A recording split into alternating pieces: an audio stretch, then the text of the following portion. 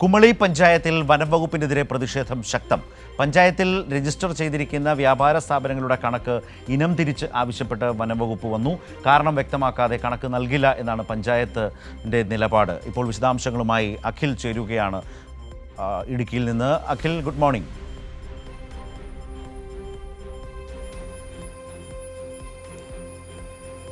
Good morning Sarath.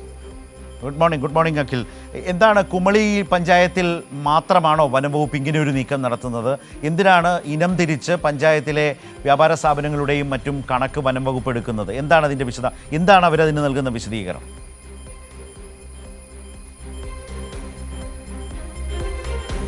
Sarath, ഇതിന് പിന്നിലെ ഒരു കാരണമായിട്ട് നാട്ടുകാരും വ്യാപാരികളും പഞ്ചായത്ത് അടക്കമുള്ളവർ ചൂണ്ടിക്കാണിക്കുന്നത് 2013 നാഷണൽ ടൈഗർ കൺസർവേഷൻ അതോറിറ്റി ഒരു കേന്ദ്ര സംഘടനയാണ്.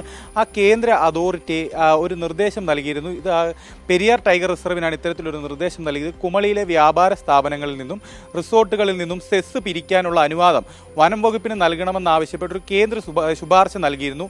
ഇതിനെതിരെ ആ പ്രദേശത്ത് 2013 വ്യാപകമായ പ്രതിഷേധമുണ്ടായി. ശേഷം പ്രതിഷേധത്തെ തുടർന്ന് ഇത് മരവിപ്പിച്ചിരുന്നു.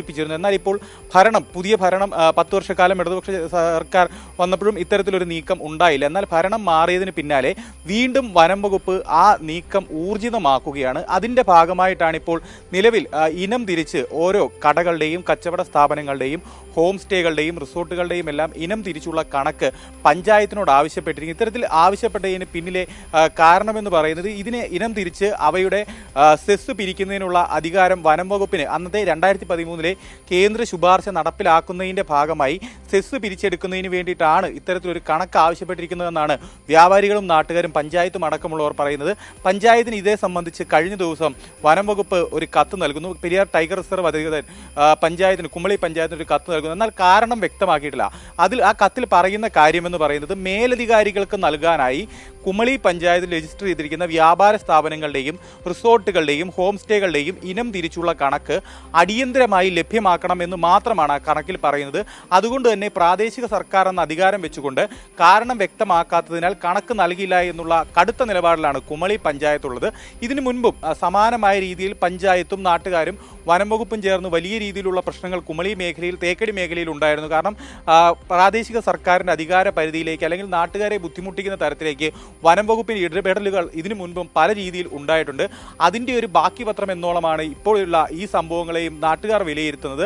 അതിൻ്റെ അടിസ്ഥാനത്തിൽ ഒരു തരത്തിലും പഞ്ചായത്ത് ഇത്തരത്തിലൊരു കണക്ക് നൽകില്ല എന്നുള്ള ഉറച്ച നിലപാടിലാണ്. അല്ലെങ്കിൽ കൃത്യമായ കാരണം എന്തിനു വേണ്ടിയിട്ടാണ് ഇത്തരത്തിലൊരു കണക്ക് ചോദിക്കുന്നത് എന്നുള്ള കാരണം കൃത്യമായി എഴുതി നൽകണമെന്ന് പറയുന്നു. എന്നാൽ അത്തരത്തിൽ എഴുതി നൽകാൻ വനം വകുപ്പ് തയ്യാറല്ല. വനം വകുപ്പ് നൽകുന്നത് പ്രദേശത്തെ കച്ചവട സ്ഥാപനങ്ങളെക്കുറിച്ച് തങ്ങൾക്ക് സ്വാഭാവികമായ വിവരശേഖരണത്തിന്റെ ഭാഗമായി മാത്രമാണ് ഇത്തരത്തിലൊരു കത്ത് നൽകിയിട്ടുള്ളത്. അതുകൊണ്ട് തന്നെ അത് ലഭ്യമാക്കണമെന്ന് ഉറച്ച നിലപാടിൽ വനം വകുപ്പ് നിൽക്കുന്നു. എന്നാൽ കണക്ക് ലഭ്യമാക്കാൻ തയ്യാറാവില്ല എന്ന് പഞ്ചായത്ത് പറയുന്നു. നാട്ടുകാരും വ്യാപാരികളും ഈ വിഷയത്തിൽ ശക്തമായ പ്രതിഷേധം രേഖപ്പെടുത്തിയിട്ടുണ്ട്. എന്തുതന്നെയായാലും വരും ദിവസങ്ങളിലും കുമളിയിലെ വനം വകുപ്പും പഞ്ചായത്തും നാട്ടുകാരും തമ്മിലുള്ള തർക്കം കൂടുതൽ രൂക്ഷമാകുമെന്നാണ് ശരത് പ്രതീക്ഷ.